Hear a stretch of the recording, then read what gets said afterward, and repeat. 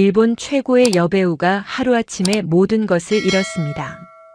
교묘하게 조작된 스캔들의 명예는 무너졌고 팬들은 등을 돌렸습니다. 10년 동안 어두운 방에서 숨죽이며 살던 그녀에게 어느 날 충격적인 소식이 전해집니다. 어머니의 부고였습니다. 그런데 어머니의 유품을 정리하던 중 발견한 낡은 편지 한 장이 그녀의 인생을 송두리째 뒤흔들어 놓습니다. 편지에는 상상도 못했던 비밀이 담겨 있었습니다. 어머니에게는 한국에 숨겨둔 아들이 있었던 겁니다. 50년 동안 감춰진 충격적인 가족의 비밀에 일본 열도가 발칵 뒤집혔습니다. 그녀는 마지막 남은 돈을 들고 무작정 한국행 비행기에 오릅니다. 하지만 한국에서 그녀를 기다린 건 따뜻한 환영이 아니었습니다. 이복 오빠는 차갑게 문을 닫아 걸었고 그녀는 낯선 땅에서 또다시 버림받습니다. 일본에서 모든 것을 잃은 여배우가 한국에서 찾은 것은 과연 무엇이었을까요? 50년 만에 밝혀진 충격적인 진실 앞에서 남매는 어떤 선택을 하게 될까요? 결말은 여러분의 예상을 완전히 뒤엎을 겁니다. 영상 시작 전 구독과 좋아요 꼭 부탁드립니다. 알림 설정까지 해주시면 새로운 감동 사연을 가장 먼저 만나보실 수 있습니다. 댓글로 여러분의 생각도 남겨주세요. 여러분의 응원이 큰 힘이 됩니다. 그럼 지금 바로 시작하겠습니다. 안녕하세요. 저는 다카하시 유키, 48살입니다. 한때 일본 최고의 여배우라는 타이틀을 달고 살았죠. 도쿄 시부야의 대형 전광판에 제 얼굴이 걸리지 않는 날이 없었고 제가 출연하는 드라마는 시청률 30%를 가볍게 넘겼습니다. 지금은 도쿄 외곽의 낡은 아파트에서 세상과 단절된 채 숨어 지내고 있습니다. 10년 전 그날이 아직도 선명하게 떠오릅니다. 한창 전성기를 달리던 시절, 저는 일본 최대 연예기획사 대표 오카다의 부당한 요구를 거절했습니다. 그는 자신의 투자자들을 위한 술자리에 저를 동원하려 했고 저는 단호하게 거부했죠. 오카다는 차갑게 웃으며 말했습니다. 이 업계에서 자신에게 대드는 사람이 어떻게 되는지 똑똑히 보게 될 거라고요. 저는 그 협박을 대수롭지 않게 여겼습니다. 당시 저는 일본에서 가장 영향력 있는 여배우였으니까요. 그 대가는 참혹했습니다. 일주일 후 제가 유명 정치인과 불륜을 저질렀다는 기사가 모든 언론을 도배했습니다. 사진은 정교하게 조작된 것이었지만 아무도 제 말을 믿어주지 않았습니다. 오히려 사람들은 제가 발버둥 칠수록 더 재미있어 했습니다. 인터넷에는 저를 비난하는 글이 수만 개씩 올라왔고 제 자택 앞에는 취재진이 24시간진을 쳤습니다. 동료 배우들은 하나둘 등을 돌렸고 팬들은 저를 향해 돌을 던졌습니다. 소속사는 일방적으로 계약을 해지했고 광고주들은 앞다투어 손해배상 소송을 제기했습니다. 법정 싸움에서 져본 적 없던 저는 3년간의 소송 끝에 모든 것을 잃었습니다. 명예도 재산도 심지어 스스로 목숨을 끊으려 했던 그 어두운 밤의 기억까지 제 안에 남아 있습니다. 손목에 남은 희미한 흉터가 그 시절의 증거입니다. 오늘도 어김없이 커튼을 친 어두운 방 안에서 하루를 보내고 있습니다. 냉장고에는 편의점 도시락 몇 개가 전부고 거울은 천으로 덮어둔 지 오래됐습니다. 제 모습을 보는 것이 두렵기 때문입니다. 한때 수천만 엔을 호가하던 드레스들이 걸려있던 옷장에는 이제 낡은 추리닝 몇 벌만 덩그러니 놓여 있습니다. 그런데 오늘 아침 평소와 다른 일이 벌어집니다. 오랫동안 울리지 않던 휴대폰에 낯선 번호가 뜹니다. 저는 망설이다가 통화 버튼을 누릅니다. 전화기 너머로 사무적인 목소리가 들려옵니다. 어머니께서 어젯밤 심장마비로 돌아가셨다는 소식이었습니다. 저는 한동안 아무 말도 할 수 없습니다. 어머니와는 5년째 연락을 끊고 지냈습니다. 제 스캔들이 터졌을 때 어머니는 매일같이 저를 찾아와 함께 힘든 시간을 버텨주셨습니다. 하지만 저는 그 따뜻한 손길마저 밀어냈습니다. 어머니까지 저 때문에 손가락질 받는 게 싫었고 차라리 혼자 무너지는 편이 낫다고 생각했으니까요. 마지막으로 어머니와 통화한 게 3년 전 설날이었습니다. 그때도 저는 통화를 3분 만에 끊어버렸습니다. 장례식장에 도착한 순간 저는 제가 얼마나 철저하게 잊힌 존재인지 실감합니다. 조문객들은 저를 보고도 못 본 척 고개를 돌립니다. 어떤 이는 대놓고 수군거리기까지 합니다. 저 여자가 왜 여기 왔냐는 소리가 분명히 들립니다. 심지어 한때 저와 가장 친했던 매니저였던 여자조차 저와 눈이 마주치자 황급히 자리를 피합니다. 한때 저와 함께 작품을 했던 선배 배우가 제 앞을 지나가다 멈춥니다. 그녀는 저를 위아래로 훑어보더니 비웃음 섞인 목소리로 말합니다. 아직도 일본에 있었구나. 창피한 줄도 모르고 어머니 장례식까지 와서 민폐를 끼치냐고요. 내가 그렇게 효녀였으면 살아계실 때 잘하지 왜 돌아가시고 나서야 나타났냐고요. 저는 아무 대꾸도 하지 못합니다. 그녀의 말이 틀리지 않았기 때문입니다. 영정 사진 속 어머니는 온화하게 웃고 계십니다.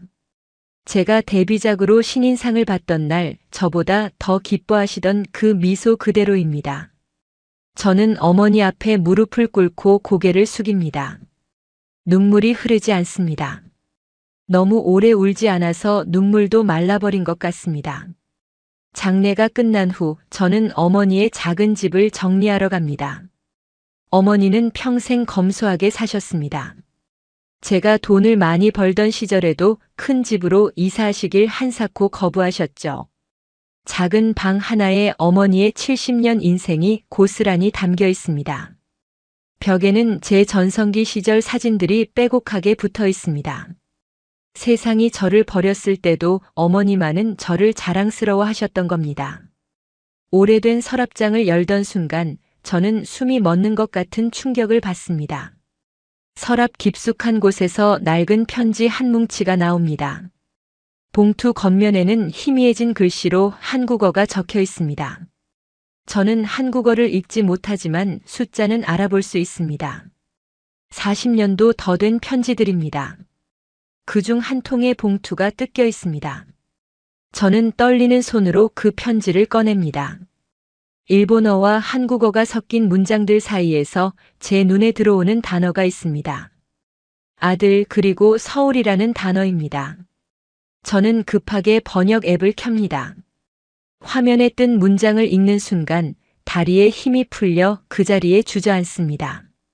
어머니에게는 한국에 두고 온 아들이 있었습니다. 제가 태어나기 전 23살이던 어머니가 한국 남자와의 사이에서 낳은 아이였습니다. 저에게는 이복 오빠가 있었던 것입니다. 어머니는 왜 이 사실을 평생 숨기셨을까요?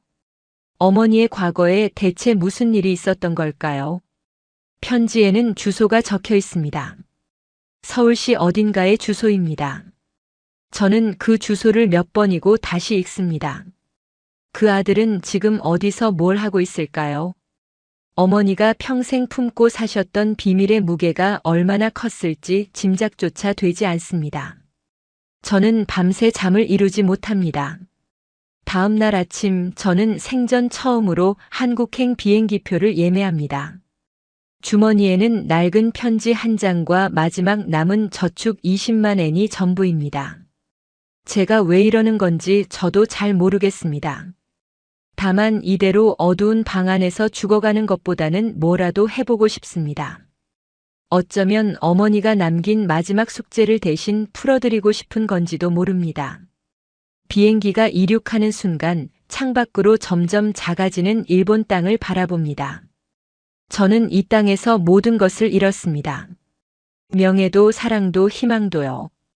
이제 2시간 뒤면 한국 땅을 밟게 됩니다. 거기서 저를 기다리는 게 무엇인지 전혀 알 수 없습니다.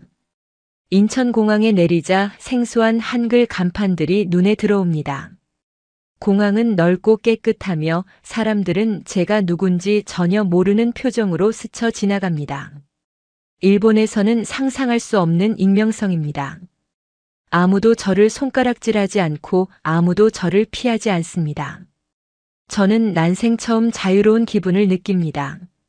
하지만 동시에 막막함이 밀려옵니다. 말도 통하지 않는 이 나라에서 40년 전 태어난 오빠를 어떻게 찾을 수 있을까요? 편지에 적힌 주소가 아직도 유효하기나 할까요? 그리고 설령 찾는다 해도 그가 저를 받아줄 거라는 보장이 있을까요? 수많은 질문들이 머릿속을 맴돌지만 돌아갈 곳은 없습니다. 저는 주소가 적힌 종이를 꺼내 택시 기사에게 보여줍니다. 해시태그 2장 마이너스 편지. 택시가 서울 시내로 접어들자 창밖 풍경이 빠르게 바뀝니다. 높은 빌딩들 사이로 한글 간판이 빼곡하고 거리는 일본과는 또 다른 활기로 넘칩니다. 저는 가방에서 어머니의 편지 묶음을 꺼냅니다. 비행기 안에서 미처 다 읽지 못했던 것들입니다. 첫 번째 편지는 52년 전에 쓰인 것입니다. 어머니의 젊은 시절 필체가 또렷하게 남아 있습니다. 번역 앱에 사진을 찍어 올리자 문장들이 하나씩 일본어로 바뀝니다. 편지의 내용을 읽는 순간 저는 숨을 멈춥니다. 어머니는 23살에 도쿄의 한 무역회사에서 일하셨습니다. 그곳에서 한국에서 파견 온 청년 박정수를 만나셨죠. 두 사람은 사랑에 빠졌고 어머니는 임신을 하게 됩니다. 하지만 당시는 한일 관계가 좋지 않던 시절이었습니다. 정수 씨의 가족은 일본 여자와의 결혼을 결사 반대했고 회사에서도 둘의 관계가 문제가 되었습니다. 결국 정수 씨는 한국으로 돌아가야 했고 어머니는 혼자 아이를 낳으셨습니다. 편지에는 그 아이의 이름이 적혀 있습니다. 민수. 한국식 이름입니다. 어머니는 아이에게 아버지의 성을 따서 박민수라는 이름을 지어주셨습니다. 하지만 아이를 키울 형편이 되지 않으셨습니다. 미혼모에 대한 시선이 지금보다 훨씬 가혹하던 시절이었으니까요. 어머니는 결국 정수 씨에게 연락해 아이를 한국으로 보내기로 결정하셨습니다. 두 번째 편지는 그로부터 1년 후에 쓰인 것입니다. 어머니가 정수 씨에게 보낸 편지의 초안인 것 같습니다. 민수가 잘 지내고 있는지, 밥은 잘 먹는지, 아프지는 않은지 묻는 내용이 빼곡합니다. 편지 끝에는 이런 문장이 있습니다. 제발 민수에게 엄마가 버린 게 아니라고 사랑해서 보낸 거라고 말해달라고요. 그 문장 위로 번진 얼룩이 보입니다. 눈물 자국이 분명합니다. 세 번째 편지부터는 분위기가 달라집니다. 정수 씨의 답장이 점점 뜸해지고 어느 순간부터는 완전히 끊깁니다. 어머니는 계속해서 편지를 보내셨지만 돌아오는 건 침묵뿐이었습니다. 그러다 5년 후 정수 씨의 가족으로부터 짧은 편지 한 통이 옵니다. 정수가 다른 여자와 결혼했으니 더 이상 연락하지 말라는 내용이었습니다. 민수는 새어머니 밑에서 잘 자라고 있으니 방해하지 말라고요. 저는 그 편지를 읽으며 어머니의 심정이 어땠을지 상상해 봅니다. 사랑하는 아이를 보내고 그 아이의 소식조차 듣지 못하게 된 젊은 여자의 절망이 느껴집니다. 어머니는 그 후로도 매년 민수의 생일에 편지를 쓰셨습니다. 보내지 못할 걸 알면서도 쓰셨던 겁니다. 그 편지들이 이 묶음 안에 전부 들어 있습니다. 50통이 넘습니다. 택시가 목적지에 가까워지고 있다는 안내 음성이 들립니다. 저는 서둘러 편지들을 가방에 넣습니다. 창밖으로 서울 외곽의 풍경이 보입니다. 높은 빌딩 대신 낮은 건물들이 늘어서 있고 좁은 골목들이 미로처럼 얽혀 있습니다. 어딘가 정겨우면서도 낯선 풍경입니다. 택시가 멈춘 곳은 허름한 식당 앞입니다. 간판에는 민수네 식당이라고 적혀 있습니다. 저는 심장이 쿵쾅거리는 것을 느낍니다. 여기가 맞는 걸까요? 50년 전 편지에 적힌 주소가 아직도 유효한 걸까요? 저는 떨리는 다리로 택시에서 내립니다. 식당 안을 들여다봅니다. 점심시간이 지나서인지 손님은 별로 없습니다. 주방 쪽에서 50대 초반으로 보이는 남자가 설거지를 하고 있습니다. 저는 그 남자의 옆모습을 봅니다. 어딘가 어머니를 닮은 것 같기도 하고 아닌 것 같기도 합니다. 심장이 더 빠르게 뜁니다. 저는 용기를 내어 식당 문을 엽니다. 딸랑 하는 종소리와 함께 남자가 고개를 돌립니다. 저는 준비해온 한국어 문장을 더듬더듬 말합니다. 혹시 박민수 씨가 맞으시냐고요? 남자의 표정이 굳어집니다. 그는 저를 위아래로 훑어보더니 퉁명스럽게 대답합니다. 맞는데 누구시냐고요? 저는 가방에서 어머니의 사진을 꺼냅니다. 젊은 시절 어머니의 사진입니다. 그리고 떨리는 목소리로 말합니다. 이분이 제 어머니이고 아마도 당신의 어머니이기도 하다고요. 저는 일본에서 왔고 이름은 유키라고요. 남자의 얼굴에서 혈색이 사라집니다. 그는 한동안 아무 말 없이 사진을 응시합니다. 그러더니 갑자기 고개를 돌려버립니다. 그의 목소리가 차갑게 들려옵니다. 그 여자 얘기는 듣고 싶지 않다고요. 자신은 어머니가 없다고요. 아버지한테 버림받고 평생 연락 한 번 없던 여자가 무슨 어머니냐고요. 저는 당황해서 말을 잇지 못합니다. 어머니가 매년 편지를 보내셨다고 연락이 안 된 건 어머니 잘못이 아니라고 말하고 싶지만 한국어가 나오지 않습니다. 저는 급하게 휴대폰 번역기를 꺼내 일본어를 입력합니다. 어머니가 당신을 버린 게 아니라고요. 평생 당신을 그리워하셨다고요. 하지만 민수 씨는 제 말을 듣지 않습니다. 그는 문을 가리키며 단호하게 말합니다. 나가달라고요. 50년 동안 없던 가족이 갑자기 나타나서 뭘 어쩌자는 거냐고요. 어머니가 돌아가셨으면 조용히 장례나 치르고 일본으로 돌아가라고요. 자신은 그 여자한테 아무런 감정이 없다고요. 저는 더 이상 버틸 수가 없습니다. 눈물이 쏟아질 것 같아서 서둘러 식당을 나옵니다. 문이 닫히는 소리가 등 뒤에서 차갑게 울립니다. 저는 낯선 거리 한복판에 서서 어쩔 줄을 모릅니다. 일본에서 모든 것을 잃고 왔는데 한국에서도 거부당한 겁니다. 해가 지기 시작합니다. 저는 갈 곳이 없습니다. 호텔을 잡을 돈도 넉넉하지 않습니다. 근처를 두리번거리다 작은 게스트하우스 간판이 눈에 들어옵니다. 외국인 환영이라는 영어 문구가 적혀 있습니다. 저는 지친 발걸음을 그쪽으로 옮깁니다. 게스트하우스 문을 열자 50대 남자가 카운터에서 저를 맞습니다. 그는 제 얼굴을 보더니 일본어로 말을 겁니다. 일본 분이시냐고요? 저는 고개를 끄덕입니다. 남자는 자신을 정호라고 소개하며 방이 하나 남았다고 말합니다. 저는 안도의 한숨을 내쉬며 짐을 내려놓습니다. 좁지만 깨끗한 방에 들어서는 순간 하루 동안 쌓인 피로가 한꺼번에 밀려옵니다. 저는 침대에 앉아 어머니의 편지를 다시 꺼냅니다. 마지막 편지는 불과 2달 전에 쓰인 것입니다. 어머니는 돌아가시기 직전까지도 민수에게 편지를 쓰고 계셨습니다. 이번에는 꼭 보내야지 하면서요. 하지만 그 편지는 끝내 붙여지지 못했습니다. 편지 끝에 이런 문장이 있습니다. 유키가 이 편지들을 발견하면 민수를 찾아가 줬으면 좋겠다고요. 자신은 용기가 없어서 평생 가지 못했지만 유키라면 할 수 있을 거라고요.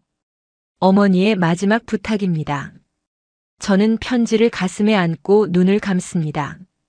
민수 오빠는 저를 거부했지만 여기서 포기할 수는 없습니다. 어머니의 50년 한이 이 편지들 안에 고스란히 담겨 있으니까요. 저는 반드시 오빠에게 진실을 전하겠다고 다짐합니다. 다음 날 아침 저는 게스트하우스 창문으로 들어오는 햇살에 눈을 뜹니다. 낯선 천장이 보입니다. 잠시 여기가 어딘지 헷갈리다가 어제 있었던 일들이 떠오릅니다.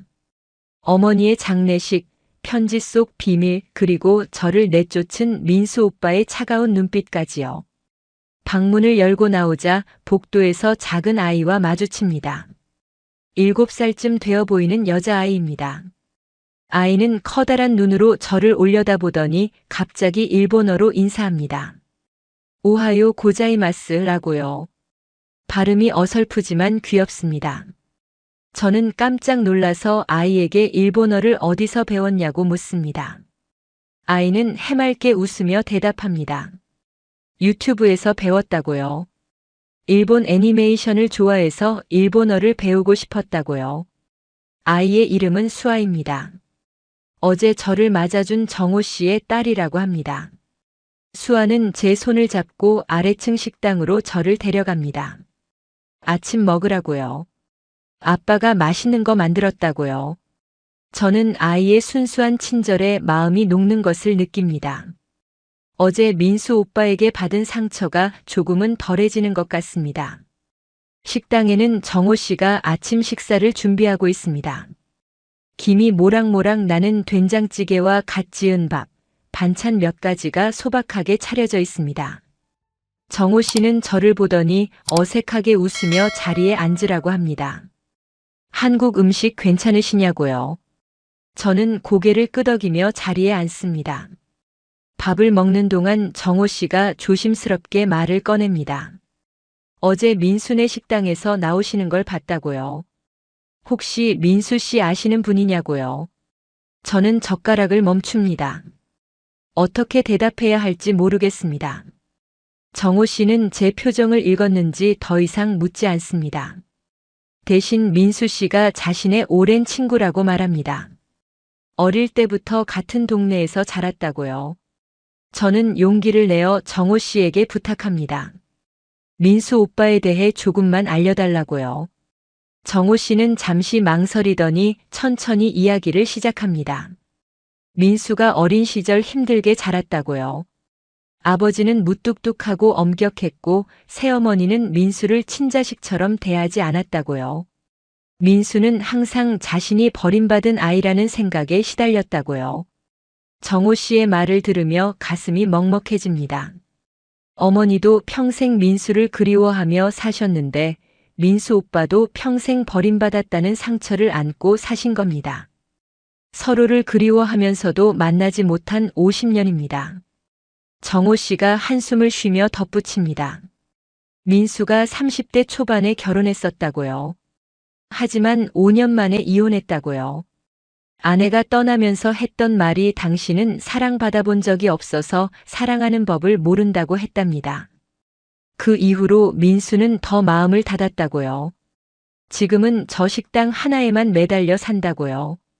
저는 이 비극적인 오해를 어떻게든 풀어야겠다고 다시 한번 다짐합니다.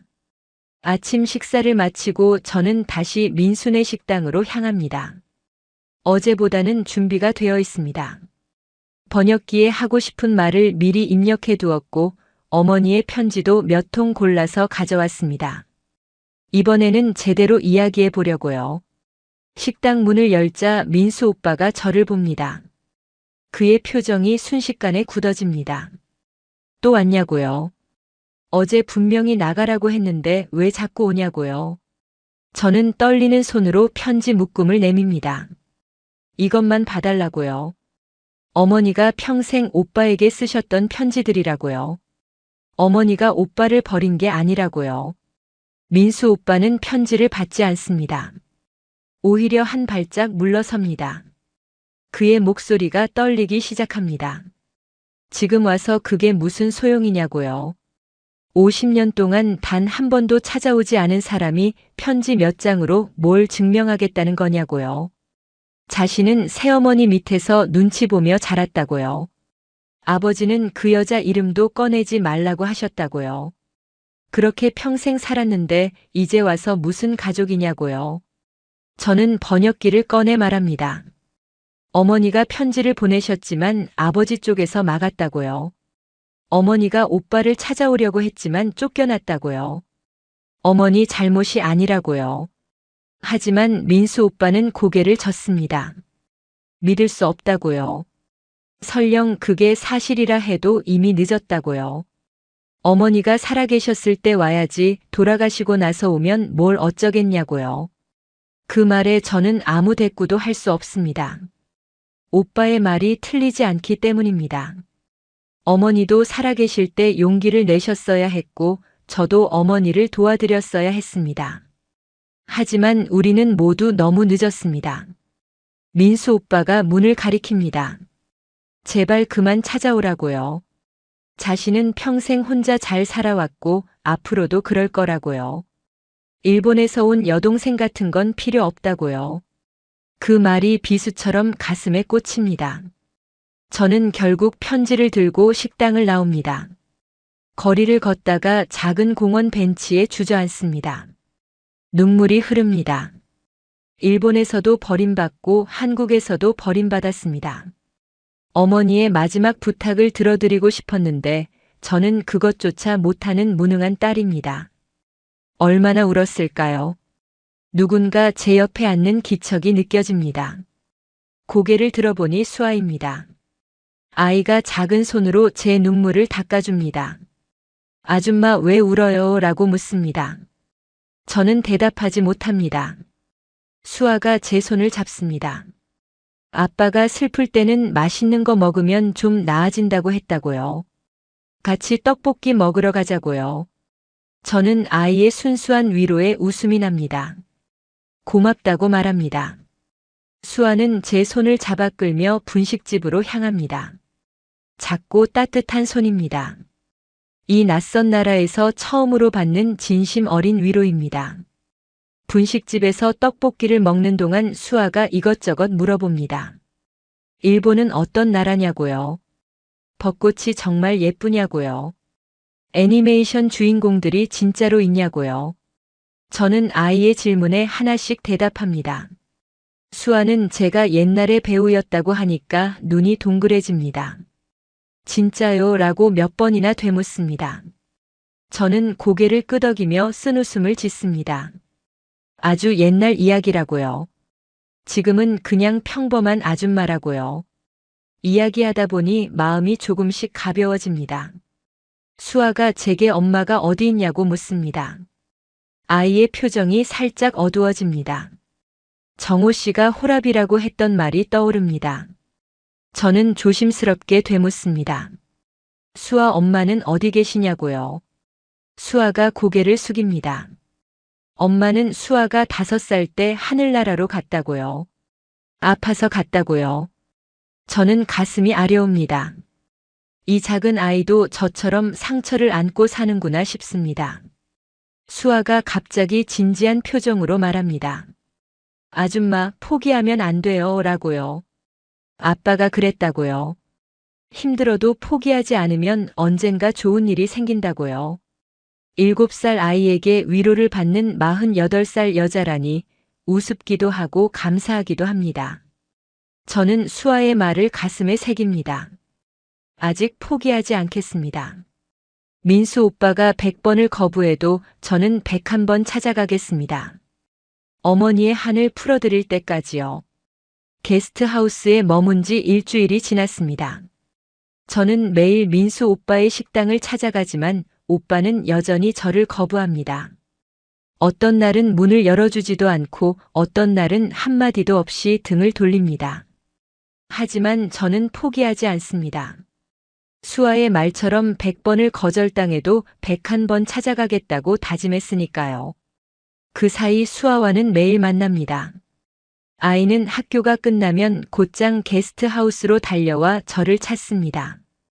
유키 아줌마 하고 부르는 목소리가 복도에 울려 퍼지면 저도 모르게 미소가 지어집니다. 오랫동안 잊고 살았던 감정입니다. 누군가 저를 기다리고 저를 반가워한다는 느낌이요. 오늘도 수아가 학교에서 돌아오자마자 제 방문을 두드립니다. 손에는 일본어 교재가 들려 있습니다. 학교 도서관에서 빌려왔다고요. 일본어 가르쳐 달라고요. 저는 아이의 열정에 감탄하며 책을 펼칩니다. 히라가나부터 시작합니다. 아, 이, 우, 에, 오. 수아는 공책에 한 글자씩 정성스럽게 따랐습니다. 혀가 꼬이는 발음도 포기하지 않고 몇 번이고 연습합니다. 수아에게 일본어를 가르치는 시간이 하루 중 가장 행복합니다. 일본에서 저는 사람들에게 무언가를 줄 수 있는 존재가 아니었습니다. 그저 피하고 싶은 스캔들의 주인공일 뿐이었죠. 하지만 여기서 저는 이 작은 아이에게 새로운 세계를 열어주는 사람입니다.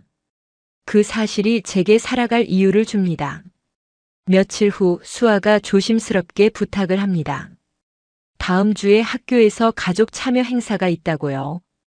다른 애들은 다 엄마랑 같이 오는데 자기는 엄마가 없다고요. 아빠는 그날 손님이 많아서 못 온다고 했다고요. 아이의 눈에 눈물이 그렁그렁 맺혀 있습니다. 수아가 제 손을 꼭 잡으며 말합니다. 유키 아줌마가 대신 와주면 안 되냐고요. 엄마처럼 예쁜 옷 입고 와달라고요. 다른 애들한테 자랑하고 싶다고요. 저는 가슴이 뭉클해집니다. 이 아이가 저를 그렇게 생각해 주다니요. 하지만 선뜻 대답할 수가 없습니다. 정호 씨가 어떻게 생각할지 모르기 때문입니다. 그날 저녁 저는 정호 씨를 찾아갑니다. 수아의 부탁을 전하자 정호 씨의 표정이 복잡해집니다. 한참을 말없이 있다가 조심스럽게 입을 엽니다. 고맙지만 곤란하다고요. 수아가 유키 씨에게 너무 정이 드는 것 같아서 걱정된다고요. 언젠가 유키 씨가 일본으로 돌아가시면 수아가 또 상처받을 거라고요. 정호 씨의 말이 이해됩니다. 아이는 이미 엄마를 잃은 상처가 있습니다. 또다시 정든 사람과 이별하면 그 상처가 더 깊어지겠죠. 저는 고개를 숙입니다. 죄송하다고요. 제가 생각이 짧았다고요. 정호 씨가 창밖을 바라보며 말합니다. 아내가 떠나기 전 마지막으로 했던 말이 수아를 잘 부탁한다는 거였다고요. 자신이 없어도 수아가 행복하게 자랄 수 있게 해달라고요. 그 약속을 지키려고 3년 동안 혼자 버텼다고요. 하지만 솔직히 너무 힘들었다고요.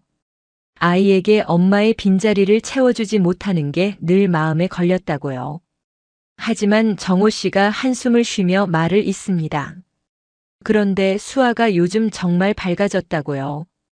아내가 떠난 뒤로 그렇게 웃는 걸 처음 봤다고요.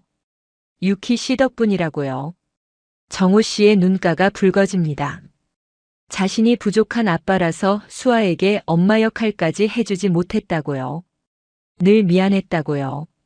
저는 정호 씨에게 말합니다. 절대 부족한 아빠가 아니라고요. 수아가 이렇게 밝고 따뜻한 아이로 자란 건 정호 씨 덕분이라고요. 혼자서 아이를 키우면서 게스트하우스까지 운영하는 게 얼마나 힘든 일인지 안다고요. 정호 씨가 고개를 돌려 눈물을 훔칩니다. 한참 후 정호 씨가 말합니다. 학교 행사에 가주시겠냐고요. 자신이 부탁드리는 거라고요. 수아가 엄마 없는 서름을 느끼지 않게 해주고 싶다고요. 저는 눈시울이 뜨거워집니다. 꼭 가겠다고요. 수아를 위해서라면 뭐든 하겠다고요. 행사 당일 저는 옷장에서 가장 깔끔한 옷을 꺼내 입습니다. 일본에서 가져온 몇 안 되는 옷 중 하나입니다. 거울을 보니 10년 만에 처음으로 제대로 차려입은 것 같습니다. 예전 같으면 스타일리스트가 붙어서 머리부터 발끝까지 꾸며줬겠지만 지금은 혼자서 해야 합니다. 하지만 이상하게 마음이 설렙니다. 학교에 도착하자 수아가 뛰어와 제 손을 잡습니다. 아이의 얼굴이 환하게 빛납니다. 예쁘다고요. 유키 아줌마가 제일 예쁘다고요. 저는 아이의 머리를 쓰다듬으며 웃습니다. 수아가 더 예쁘다고요. 행사장에 들어서자 다른 학부모들의 시선이 느껴집니다. 수군거리는 소리가 들립니다. 수아 아빠 대신 누가 왔냐는 소리, 외국인 같다는 소리. 저는 신경 쓰지 않으려고 합니다. 오늘은 오직 수아만 바라보기로요. 행사는 엄마와 아이가 함께하는 요리 만들기입니다. 김밥을 만드는 프로그램입니다. 저는 김밥을 말아본 적이 없습니다. 일본의 마키즈시와 비슷하지만 다릅니다. 수아가 제 손을 잡고 천천히 알려줍니다. 밥을 이만큼 펴고요. 단무지랑 시금치 올리고요. 이렇게 돌돌 말면 돼요. 아이가 어른인 저를 가르치는 모습이 우습기도 하고 대견하기도 합니다. 완성된 김밥은 모양이 엉성합니다. 하지만 수아는 세상에서 제일 맛있는 김밥이라며 한 줄을 통째로 먹어치웁니다. 옆에 있던 다른 엄마가 웃으며 말합니다. 따님이랑 사이가 좋으시네요 라고요. 저는 잠시 머뭇거리다 고개를 끄덕입니다. 부정하지 않습니다. 행사가 끝나고 학교를 나서는데 낯익은 얼굴이 보입니다. 민수 오빠입니다. 학교 앞에서 저와 수아를 보고 있습니다. 그의 표정이 복잡합니다. 놀라움과 분노 그리고 알 수 없는 감정이 뒤섞여 있습니다. 민수 오빠가 성큼성큼 다가옵니다. 그의 목소리가 낮게 깔립니다. 뭐 하는 거냐고요? 남의 가족한테 왜 끼어드냐고요? 정호 친구 딸인 거 아냐고요? 저는 대답하지 못합니다. 수아가 제 뒤에 숨으며 무서워합니다. 민수 오빠가 저를 노려봅니다. 일본에서 다 잃어버리고 왔더니 여기서 새 가족 찾으려는 거냐고요. 그렇게 외로우면 일본으로 돌아가라고요. 여기서 사람들 인생에 끼어들지 말라고요. 그 말이 칼처럼 가슴에 박힙니다. 하지만 저는 도망가지 않습니다. 민수 오빠의 눈을 똑바로 바라봅니다. 그리고 천천히 말합니다. 오빠도 외로운 거 아니냐고요. 오빠도 가족이 필요한 거 아니냐고요. 민수 오빠의 표정이 흔들립니다. 그는 아무 말 없이 돌아서서 가버립니다. 수아가 제 손을 꼭 잡습니다. 아줌마, 저 아저씨 왜 저래요? 라고 묻습니다. 저는 수아의 머리를 쓰다듬으며 대답합니다. 저 아저씨도 마음이 아픈 거라고요. 언젠가는 나아질 거라고요. 집으로 돌아오는 길 수아가 제 손을 꼭 잡고 말합니다. 오늘 진짜 행복했다고요. 다른 애들이 제 엄마 예쁘다고 부러워했다고요. 저는 아이의 말에 가슴이 뜨거워집니다. 엄마라는 단어가 이렇게 무겁고도 따뜻한 줄 몰랐습니다. 제가 누군가에게 엄마가 될 수 있다는 것, 그 사실이 저를 다시 일으켜 세웁니다. 학교 행사가 있던 날 이후로 분위기가 달라졌습니다. 민수 오빠가 정호 씨에게 연락을 끊었다고 합니다. 30년 넘게 친구로 지내온 사이인데 저 때문에 금이 간 겁니다. 정호 씨는 괜찮다고 말하지만 표정이 어둡습니다. 저는 죄책감에 잠을 이루지 못합니다. 어느 날 저녁 정호 씨가 민수 오빠를 찾아갔다가 돌아옵니다. 얼굴에 시퍼런 멍이 들어 있습니다. 저는 놀라서 묻습니다. 무슨 일이냐고요? 정호 씨는 대수롭지 않게 말합니다. 민수랑 이야기하다가 좀 부딪혔다고요. 오랜 친구 사이에 이런 일도 있다고요. 하지만 저는 압니다. 저 때문이라는 것을요. 나중에 정호 씨가 조용히 이야기해 줍니다. 민수가 왜 그렇게 화가 났냐고요. 유키 씨가 수아랑 친해지는 게 자기를 대체하려는 것처럼 느껴졌대요. 어릴 때 새어머니가 들어오면서 자기 자리가 사라졌던 기억이 떠올랐대요. 그래서 정호한테 화를 낸 거라고요. 왜 일본 여자한테 가족 행세를 시키냐고요. 정호 씨는 그 말에 참지 못하고 민수에게 주먹을 날렸다고 합니다. 30년 친구 사이에 처음 있는 일이었다고요. 수아가 아빠 얼굴을 보고 울음을 터뜨립니다. 아빠 아파요 하며 작은 손으로 정호 씨의 얼굴을 만집니다. 정호 씨가 수아를 안아 올리며 달랩니다. 괜찮다고요. 아빠 안 아프다고요. 금방 나을 거라고요. 하지만 수아의 울음은 쉽게 그치지 않습니다. 저는 결심합니다. 이대로는 안 되겠습니다. 제가 여기 있는 것이 모두에게 피해를 주고 있습니다. 민수 오빠는 저를 거부하고 그 때문에 정호 씨와의 우정도 깨졌습니다. 수아에게 정이 들수록 나중에 헤어질 때 상처만 커질 겁니다. 어쩌면 일본으로 돌아가는 게 맞는 건지도 모릅니다. 그날 밤 저는 짐을 싸기 시작합니다. 어차피 가져온 것도 별로 없습니다. 낡은 가방 하나면 충분합니다. 어머니의 편지 묶음을 가방에 넣으며 한숨이 나옵니다. 어머니 죄송해요. 저는 오빠의 마음을 열지 못했어요. 어머니의 마지막 부탁을 들어드리지 못했어요. 창밖을 내다봅니다. 서울의 밤하늘에는 별이 잘 보이지 않습니다. 도쿄도 마찬가지였죠. 도시의 불빛이 너무 밝아서 별을 삼켜버립니다. 저는 이 도시에서도 결국 아무것도 이루지 못한 채 떠나게 되는 건가요? 10년 전 일본에서 모든 것을 잃었을 때와 똑같은 기분입니다. 새벽에 몰래 떠나려고 합니다. 수아에게 인사하면 아이가 울 테니까요. 차라리 말없이 사라지는 게 나을 것 같습니다. 저는 방새를 카운터에 올려두고 문을 열려는 순간 복도에서 작은 발소리가 들립니다. 수아입니다. 아이가 잠옷 차림으로 서 있습니다. 눈을 비비며 묻습니다. 아줌마 어디 가요? 라고요. 저는 가슴이 철렁 내려앉습니다. 거짓말을 할 수가 없습니다. 수아의 맑은 눈을 보면서 어떻게 거짓말을 하겠습니까? 저는 수아 앞에 무릎을 꿇습니다. 아줌마가 일본으로 돌아가야 할 것 같다고요. 여기 있으면 사람들이 힘들어진다고요. 수아의 눈에서 눈물이 쏟아집니다. 아이가 제 목을 껴안으며 외칩니다. 가지 마요 라고요. 아줌마 가면 안 돼요 라고요. 약속했잖아요. 일본어 가르쳐 주기로 했잖아요 라고요. 수아의 울음소리에 정호 씨가 방에서 나옵니다. 그는 상황을 파악하더니 저를 말립니다. 이 밤중에 어디 가시려는 거냐고요. 저는 고개를 숙입니다. 더 이상 폐를 끼칠 수 없다고요. 민수 오빠와 정호 씨 사이도 제 때문에 틀어졌다고요. 정호 씨가 제 어깨를 잡습니다. 그의 목소리가 단호합니다. 그건 유키 씨 잘못이 아니라고요. 민수랑은 자신이 알아서 풀겠다고요. 유키 씨가 떠나면 수아가 얼마나 상처받을지 생각해 보셨냐고요. 저는 아무 말도 못합니다. 수아가 제 옷자락을 꼭 잡고 놓지 않습니다. 아이의 손이 떨리고 있습니다. 정호 씨가 수아를 안아 올리며 말합니다. 오늘은 일단 주무시라고요. 이런 결정은 밤에 하는 게 아니라고요. 저는 결국 짐을 내려놓습니다. 다음 날 아침 저는 혼자 민수 오빠의 식당을 찾아갑니다.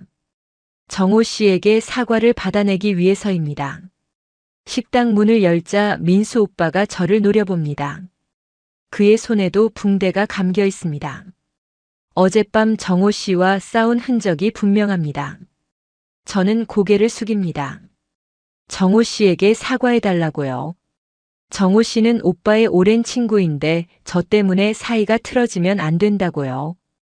저는 곧 일본으로 돌아갈 테니까 제발 정호 씨와는 화해해달라고요. 민수 오빠가 비웃듯이 말합니다. 돌아간다고요. 그럼 처음부터 오지 말았어야죠 라고요. 와서 사람들 인생 다 뒤흔들어 놓고 이제 와서 돌아간다고요. 저는 그 말에 반박할 수가 없습니다. 오빠의 말이 맞기 때문입니다. 하지만 저는 포기하지 않습니다. 가방에서 편지 한 통을 꺼냅니다. 어머니가 돌아가시기 직전에 쓰셨던 마지막 편지입니다. 이것만 읽어달라고요. 제발 이것만요 라고요. 민수 오빠는 편지를 받지 않습니다. 하지만 저는 테이블 위에 편지를 올려두고 말합니다. 읽든 안 읽든 오빠 마음이라고요. 하지만 어머니가 오빠를 얼마나 그리워하셨는지 이 편지에 다 담겨 있다고요. 식당을 나서려는 순간 민수 오빠가 말합니다. 정우한테는 내가 먼저 연락하겠다고요. 저는 멈춰 섭니다. 뒤를 돌아보니 오빠가 테이블 위에 편지를 바라보고 있습니다. 집어들지는 않지만 시선을 떼지 못하고 있습니다. 저는 조용히 식당을 나옵니다. 아직 끝나지 않았다는 걸 느낍니다. 오빠의 마음 어딘가에 작은 균열이 생긴 것 같습니다. 차갑게 굳어있던 얼음에 금이 가기 시작한 것처럼요. 게스트하우스로 돌아오니 수아가 뛰어와 안깁니다. 아줌마 어디 갔다 왔어요? 라고 묻습니다. 저는 수아를 안아 올리며 대답합니다. 아줌마 안 가요? 라고요. 여기 있을 거라고요. 수아의 얼굴에 환한 미소가 피어납니다. 정호 씨가 다가와 조용히 묻습니다. 민수 만나고 왔냐고요. 저는 고개를 끄덕입니다. 정호 씨한테 먼저 연락하겠다고 했다고요. 정호 씨의 표정이 조금 풀어집니다. 고맙다고 말합니다. 유키 씨 덕분이라고요. 저는 고개를 젓습니다. 제 덕분이 아니라고요. 두 분 사이가 원래 그만큼 깊었기 때문이라고요. 30년 우정이 저 때문에 하루아침에 깨질 리 없다고요. 정호 씨가 쓴웃음을 짓습니다. 그래도 고맙다고 다시 한번 말합니다. 그날 밤 저는 어머니의 영정 사진을 꺼내봅니다. 어머니, 조금만 기다려주세요. 오빠 마음이 조금씩 열리고 있는 것 같아요. 반드시 어머니의 마음을 전해드릴게요. 사진 속 어머니가 온화하게 웃고 계십니다. 마치 힘내라고 응원해 주시는 것 같습니다. 옆방에서 수아의 웃음소리가 들려옵니다. 정호 씨와 무슨 이야기를 하는지 까르르 웃는 소리가 벽을 타고 넘어옵니다. 저는 그 소리를 들으며 미소 짓습니다. 이 소리를 지키고 싶습니다. 이 작은 가족의 행복을 지키고 싶습니다. 그리고 민수 오빠도 언젠가 이런 따뜻함을 느낄 수 있게 해드리고 싶습니다. 며칠이 지났습니다. 민수 오빠에게 편지를 남긴 후로 아무런 연락이 없습니다. 읽었는지 버렸는지조차 알 수 없습니다. 저는 조바심이 나지만 먼저 찾아가지 않기로 합니다. 이제는 오빠가 스스로 마음을 열 때까지 기다려야 할 것 같습니다. 그러던 어느 오후 저는 어머니의 편지 묶음을 다시 정리하다가 이상한 점을 발견합니다. 편지 봉투 안쪽에 접힌 종이가 하나 더 있습니다. 예전에는 미처 보지 못했던 것입니다. 저는 조심스럽게 그 종이를 펼칩니다. 어머니의 필체로 빼곡하게 적힌 일본어입니다. 날짜를 보니 20년 전에 쓰인 것입니다. 편지의 내용을 읽는 순간 저는 숨이 멎는 것 같습니다. 어머니가 한국을 떠난 진짜 이유가 적혀 있습니다. 도망친 게 아니었습니다. 쫓겨난 것이었습니다. 어머니는 민수가 3살이 되던 해에 한국을 찾아가셨습니다. 아이가 보고 싶어서 더 이상 참을 수가 없으셨대요. 당시 어머니는 도쿄에서 식당 일을 하며 돈을 모으셨습니다. 비행기 삭슬 마련하는 데만 1년이 걸렸다고 합니다. 그렇게 모은 돈으로 한국행 비행기에 오르셨습니다. 하지만 정수 씨의 가족들은 어머니를 반기지 않았습니다. 오히려 경찰을 불러 어머니를 쫓아냈습니다. 정수 씨의 어머니, 그러니까 민수의 할머니가 어머니에게 했던 말이 적혀 있습니다. 내가 나타나면 정수 결혼 생활이 망가진다고요. 민수는 이제 새어머니가 키우고 있으니 다시는 얼씬도 하지 말라고요. 내 아들이 아니라 우리 손자라고요. 일본 여자한테 줄 아이가 아니라고요. 어머니는 그날 밤 공항에서 밤새 우셨다고 합니다. 아들을 한 번만 안아보고 싶었는데 얼굴조차 보지 못하고 돌아가야 했으니까요. 그 후로 어머니는 다시 한국에 가실 엄두를 내지 못하셨습니다. 대신 매년 편지를 쓰셨습니다. 단 한 통도 답장이 오지 않는 줄 알면서도요. 편지 끝에 이런 문장이 있습니다. 민수야, 엄마가 너를 버린 게 아니란다. 엄마는 너를 찾아갔지만 쫓겨났단다. 그래도 엄마는 단 하루도 너를 잊은 적이 없어. 내가 이 편지를 읽을 날이 올까? 올지 안 올지 모르겠지만 엄마는 매일 기도한단다. 언젠가 우리가 다시 만날 수 있기를. 저는 편지를 읽으며 눈물을 흘립니다. 어머니의 50년 한이 이 종이 한 장에 응축되어 있습니다. 어머니는 평생 억울하셨을 겁니다. 아들에게 버린 엄마로 오해받으면서 사신 세월이 얼마나 고통스러우셨을까요? 저는 당장 민수 오빠에게 이 편지를 보여드려야겠다고 생각합니다. 하지만 또 거부당하면 어쩌죠? 고민하다가 정호 씨에게 상의합니다. 정호 씨는 편지를 읽더니 한숨을 내쉽니다. 민수가 이걸 알면 얼마나 충격받을지 모르겠다고요. 평생 어머니가 자신을 버렸다고 믿어왔으니까요. 정호 씨가 제안합니다. 자신이 먼저 민수에게 연락해보겠다고요. 분위기를 살펴보고 유키 씨가 가도 될 것 같으면 알려주겠다고요. 저는 고맙다고 말합니다. 정호 씨는 정말 따뜻한 사람입니다. 다음 날 저녁 정호 씨에게서 연락이 옵니다. 민수네 식당으로 오라고요. 지금 민수 상태가 좀 이상하다고요. 저는 급히 식당으로 달려갑니다. 무슨 일이 생긴 걸까요? 가슴이 쿵쾅거립니다. 식당에 도착하니 문이 열려 있습니다. 안으로 들어가자 어두운 실내가 보입니다. 영업을 하지 않은 것 같습니다. 주방 쪽에서 희미한 불빛이 새어나옵니다. 저는 조심스럽게 그쪽으로 다가갑니다. 민수 오빠가 작은 방에 앉아 있습니다. 그 앞에는 영정 사진이 놓여 있습니다. 오빠의 아버지 사진입니다.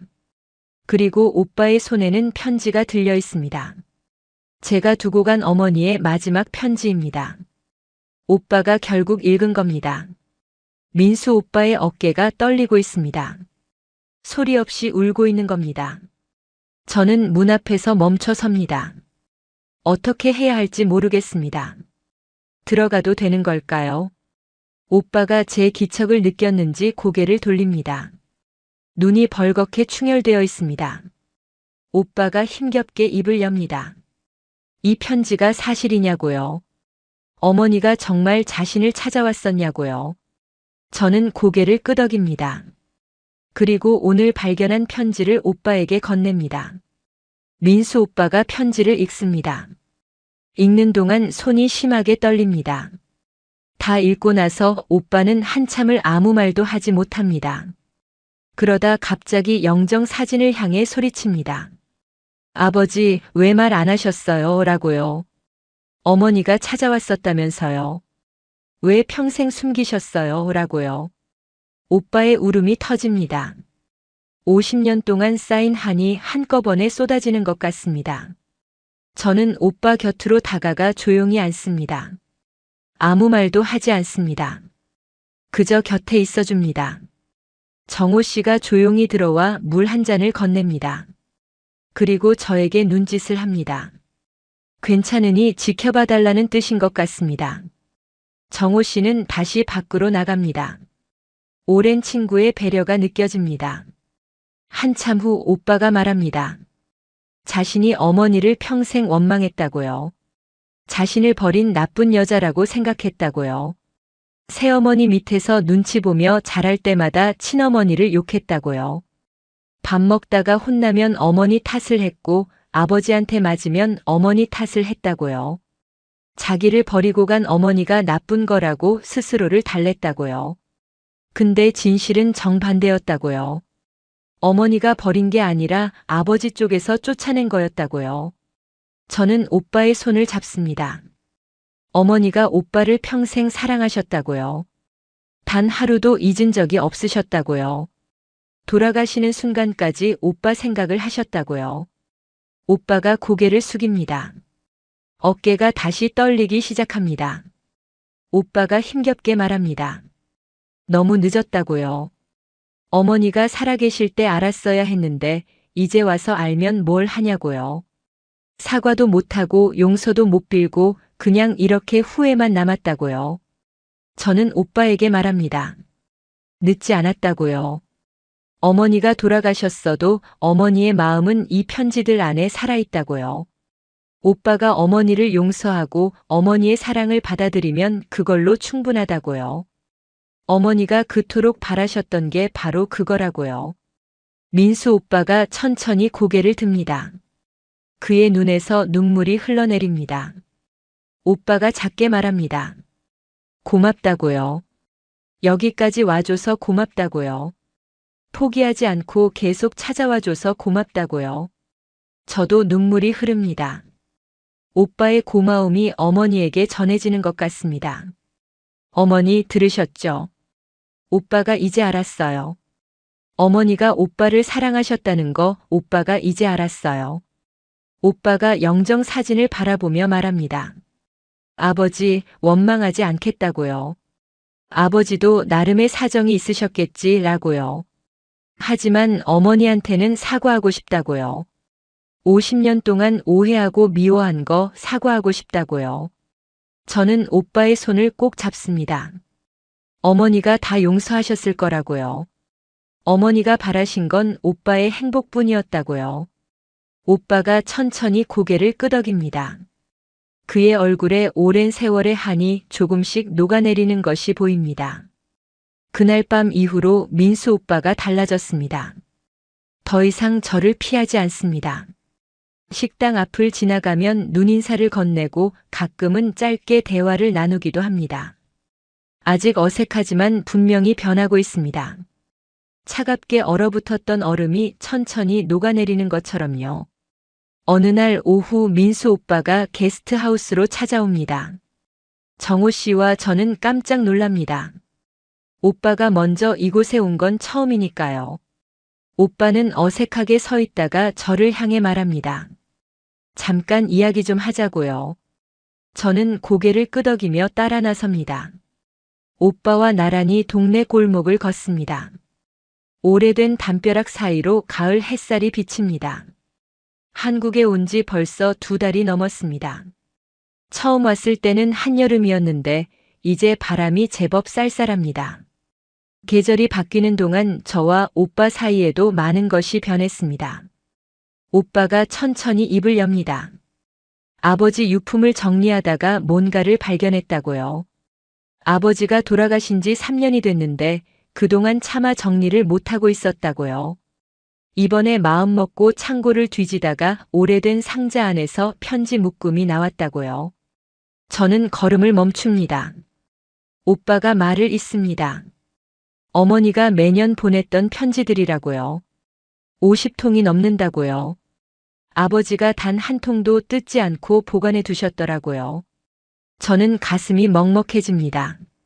아버지도 편지를 버리지 못한 겁니다. 그것도 50년이 넘도록요.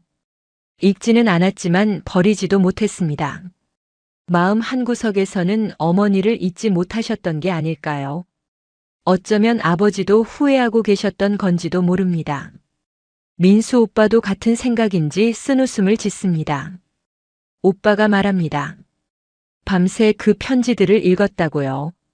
어머니가 매년 자신의 생일에 편지를 쓰셨더라고요. 생일 축하한다고 건강하게 자라고 밥은 잘 먹고 있냐고. 어떤 편지에는 자신이 초등학교 들어갈 때 무슨 선물을 해주고 싶다는 내용도 있었다고요. 중학생이 되면 같이 여행 가고 싶다는 말도 있었다고요. 오빠의 목소리가 떨립니다. 어머니가 자신의 인생 전체를 지켜보고 계셨다고요. 만나지 못하면서도 멀리서 늘 응원하고 계셨다고요. 그걸 이제 알았다고요. 너무 늦게 알았다고요. 저는 오빠의 팔을 가볍게 잡습니다. 늦지 않았다고요. 알게 된 것만으로도 의미가 있다고요. 어머니도 분명 기뻐하실 거라고요. 오빠가 고개를 끄덕입니다. 한참을 걷다가 오빠가 멈춰 섭니다. 그리고 저를 바라봅니다. 오빠의 눈에 눈물이 그렁그렁 맺혀 있습니다. 오빠가 힘겹게 말합니다. 미안하다고요. 그동안 너무 못되게 굴어서 미안하다고요. 처음 왔을 때 문전박대하고 나가라고 소리 지르고 남의 가족한테 끼어든다고 욕하고 다 미안하다고요. 저는 고개를 젓습니다. 괜찮다고요. 오빠도 힘드셨던 거라고요. 50년 동안 쌓인 상처가 있었으니까요. 누구라도 그랬을 거라고요. 오빠가 눈물을 훔칩니다. 그리고 저를 똑바로 바라보며 말합니다. 누나. 저는 귀를 의심합니다. 방금 뭐라고 했죠? 오빠가 다시 말합니다. 앞으로 누나라고 불러도 되겠냐고요. 같은 어머니에게서 태어난 남매니까요. 저는 눈물이 왈칵 쏟아집니다. 오빠가 저를 가족으로 인정해 준 겁니다. 50년 만에 처음으로 남매가 된 겁니다. 저는 울면서 고개를 끄덕입니다. 그래요, 그렇게 불러요 라고 말합니다. 오빠도 눈물을 흘리며 웃습니다. 두 사람이 한참을 마주보며 웁니다. 지나가던 동네 주민들이 이상하게 쳐다보지만 신경 쓰이지 않습니다. 오빠가 제안합니다. 어머니 묘소에 같이 가자고요. 일본에 있는 어머니 묘소예요. 한 번도 못 갔으니까 이제라도 가고 싶다고요. 제대로 인사드리고 싶다고요. 저는 기쁜 마음으로 그러자고 합니다. 일주일 후 저와 오빠는 함께 일본행 비행기에 오릅니다. 오빠에게는 난생 처음 타보는 비행기입니다. 창밖을 내다보며 긴장한 표정을 짓는 오빠가 어딘가 귀엽습니다. 저는 오빠에게 비행기에 대해 이것저것 설명해 줍니다. 누나 역할을 하는 게 어색하면서도 기분이 좋습니다. 도쿄 외곽에 있는 묘지에 도착합니다. 작은 묘비 앞에 오빠와 나란히 섭니다. 어머니의 이름이 새겨진 묘비입니다. 저는 가져온 꽃을 묘비 앞에 놓습니다. 어머니가 좋아하시던 백합입니다. 오빠도 한국에서 가져온 한과와 약과를 정성스럽게 놓습니다. 한국 아들의 마음을 담은 제물입니다. 오빠가 무릎을 꿇습니다. 그리고 한국식으로 큰 절을 올립니다. 한 번, 두 번. 저는 옆에서 지켜봅니다. 오빠의 등이 보입니다. 넓은 어깨가 떨리고 있습니다. 오빠가 묘비를 향해 말합니다. 어머니, 불효자 왔습니다. 라고요. 50년 동안 찾아뵙지 못해서 죄송합니다. 라고요. 어머니를 원망하고 미워했던 것도 죄송합니다. 라고요. 이제야 진실을 알았습니다. 라고요. 어머니가 저를 버리신 게 아니라 평생 사랑해 주셨다는 것, 이제야 알았습니다. 라고요. 오빠의 어깨가 떨립니다. 목소리가 울먹입니다. 용서해 주세요. 라고요. 살아계실 때 한 번도 찾아뵙지 못해서 죄송합니다. 라고요. 이제라도 효도할게요. 라고요. 누나랑 잘 지낼게요. 라고요. 저도 오빠 옆에 무릎을 꿇습니다. 어머니, 오빠 데리고 왔어요. 라고요. 어머니가 평생 보고 싶어 하셨던 오빠예요. 라고요. 이제 화해했어요. 라고요. 우리 이제 가족이에요. 라고요. 바람이 불어옵니다. 묘지의 나뭇잎들이 살랑살랑 흔들립니다. 마치 어머니가 기뻐하시며 우리를 바라보시는 것 같습니다. 오빠와 저는 한참 동안 묘비 앞에 앉아 있습니다. 말없이 어머니와 함께 시간을 보냅니다. 돌아오는 비행기 안에서 오빠가 말합니다. 고맙다고요. 누나가 포기하지 않고 찾아와줘서 끝까지 진실을 알려주려고 해서 덕분에 어머니를 만날 수 있었다고요. 저도 고맙다고 말합니다. 오빠가 마음을 열어줘서 고맙다고요. 이제 저도 혼자가 아니라고요. 오빠가 창밖을 바라보며 말합니다. 한국에서 앞으로 어떻게 할 거냐고요. 일본으로 돌아갈 거냐고요. 저는 잠시 생각합니다. 일본에는 돌아갈 곳이 없습니다. 저를 기다리는 사람도 없습니다. 텅 빈 아파트와 저를 피하는 사람들 뿐이죠. 하지만 한국에는 오빠가 있고 정호 씨가 있고 수아가 있습니다. 저를 반겨주는 따뜻한 사람들이 있습니다. 저는 대답합니다. 조금 더 한국에 있고 싶다고요. 오빠와 더 많은 시간을 보내고 싶다고요. 오빠가 미소를 짓습니다. 그러라고요. 가족이니까요. 앞으로 자주 보자고요. 명절도 같이 보내자고요. 저는 오빠의 말에 눈물이 핑 돕니다. 명절을 함께 보내자는 말. 그건 진짜 가족에게나 하는 말입니다. 저는 드디어 가족이 생겼습니다. 일본에서 모든 것을 잃었지만 한국에서 새로운 가족을 찾았습니다. 창밖으로 푸른 하늘이 보입니다. 어머니가 저희를 축복해 주시는 것 같습니다. 1년이 흘렀습니다. 저는 지금 서울 외곽의 작은 건물 2층에서 연기 학원을 운영하고 있습니다. 학원이라고 하기엔 소박합니다. 작은 연습실 하나와 대기실이 전부입니다. 하지만 이곳은 저에게 새로운 삶의 터전입니다. 학원 이름은 유키 액팅 스쿨입니다. 처음에는 학생이 한 명도 없었습니다. 일본에서 온 무명의 여자가 연기를 가르친다고 하니 누가 오겠습니까? 게다가 인터넷에서 제 과거를 검색하면 온갖 스캔들 기사가 쏟아집니다. 저도 걱정이 많았습니다. 하지만 정호 씨가 동네 곳곳에 전단지를 붙여주고 민수 오빠가 식당 손님들에게 입소문을 내주었습니다. 한 명, 두 명 학생이 늘기 시작했습니다. 그들은 제 과거에 관심이 없었습니다. 오직 연기를 배우고 싶다는 열정만 있었습니다. 지금은 15명의 학생이 저에게 연기를 배우고 있습니다. 대부분 연기자를 꿈꾸는 20대 청년들입니다. 그중 2명은 벌써 단역으로 드라마에 출연했습니다.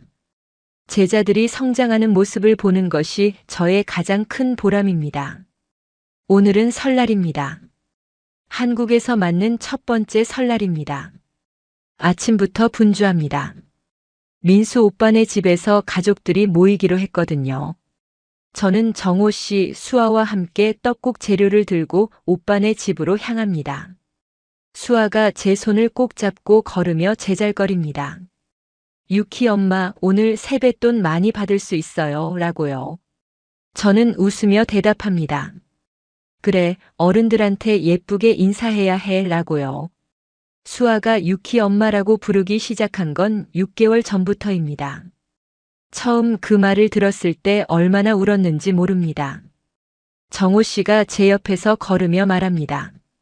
오늘 민수 형한테 인사드려야 할 것 같다고요. 저는 고개를 끄덕입니다. 정호 씨와 저는 3달 전부터 정식으로 연인 사이가 되었습니다. 처음에는 서로 눈치만 보다가 수아가 먼저 알아채고 둘이 사귀라고 등을 떠밀었습니다. 아이가 어른보다 빠른 겁니다. 정호 씨는 제 인생에서 처음 만난 따뜻한 남자입니다. 일본에서 저는 늘 이용당하기만 했습니다. 연예계에서는 모두가 저를 도구로 봤습니다. 하지만 정호 씨는 다릅니다. 제가 힘들 때 곁에 있어주고 제가 울 때 말없이 안아주고 제가 웃으면 같이 웃어주는 사람입니다. 그런 사람이 있다는 것만으로도 저는 이 세상에 발 딛고 설 수 있습니다. 민수 오빠네 집에 도착하니 오빠와 형수가 반갑게 맞아줍니다. 형수 미영 씨는 처음에 저를 경계했습니다. 갑자기 나타난 일본인 시누이가 불편했겠죠. 하지만 지금은 자매처럼 지냅니다. 미영 씨가 저에게 한국 요리를 가르쳐주고 저는 미영 씨에게 일본 요리를 알려드립니다. 며칠 전에는 같이 찜질방에 다녀왔습니다. 오빠네 아들 준호도 와 있습니다. 25살 대학생입니다. 처음에는 갑자기 나타난 이모가 어색했는지 말을 잘 안 했는데 이제는 저를 잘 따릅니다. 제가 일본어를 가르쳐 주기로 했거든요. 준호는 일본 취업을 꿈꾸고 있습니다. 온 가족이 모여 떡국을 끓입니다.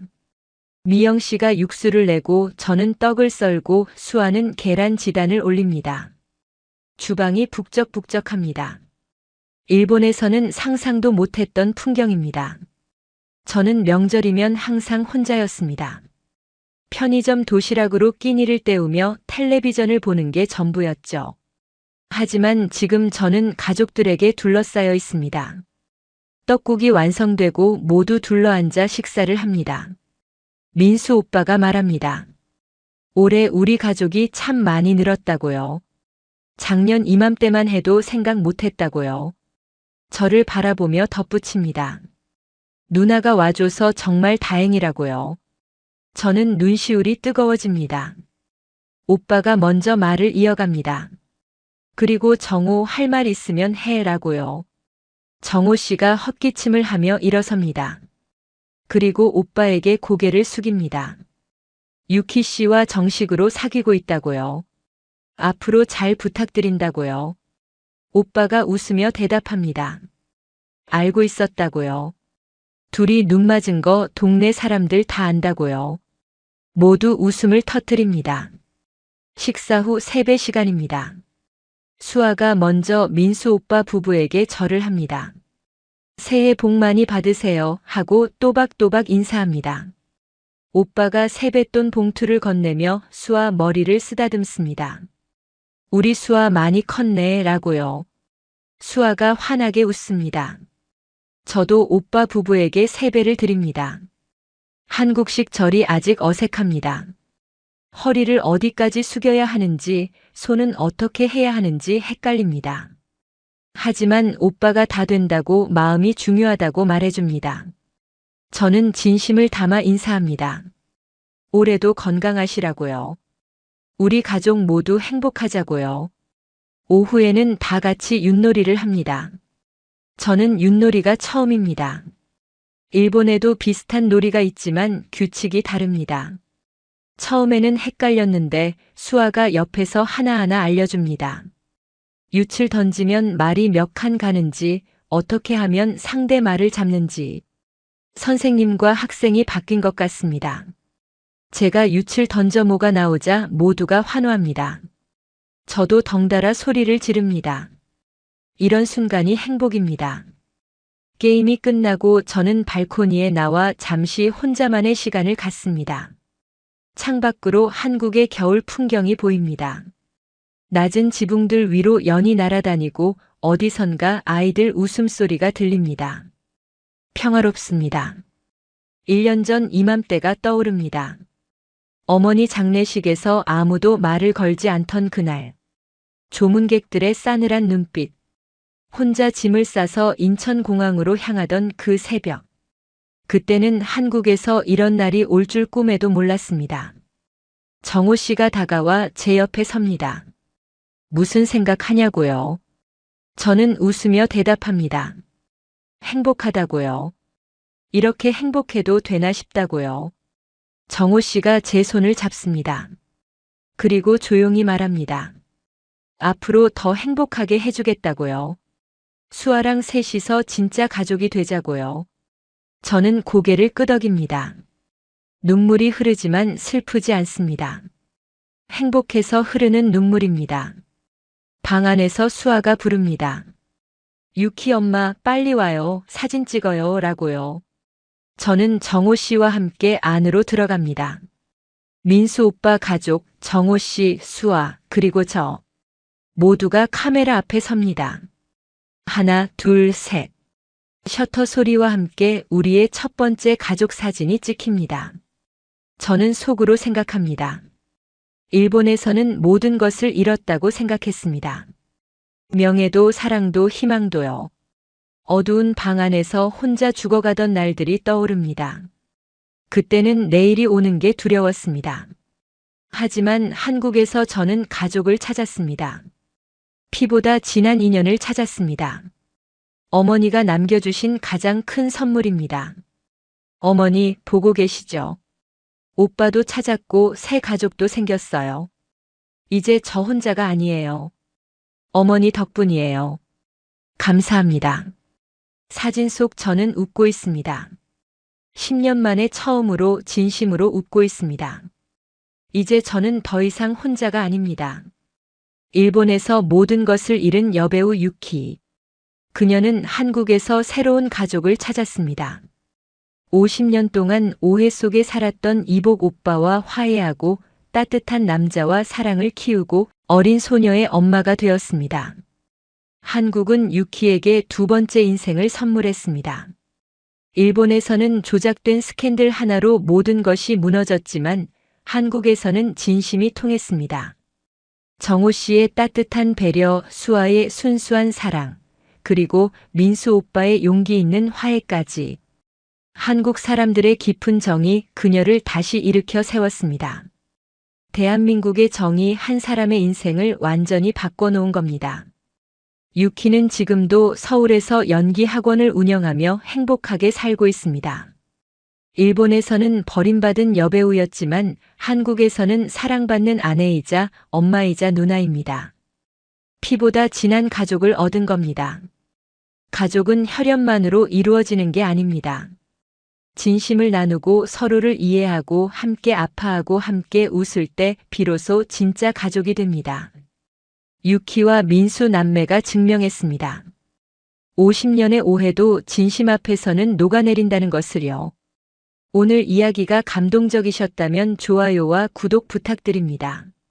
알림 설정까지 해주시면 더 많은 감동 사연을 놓치지 않고 받아보실 수 있습니다.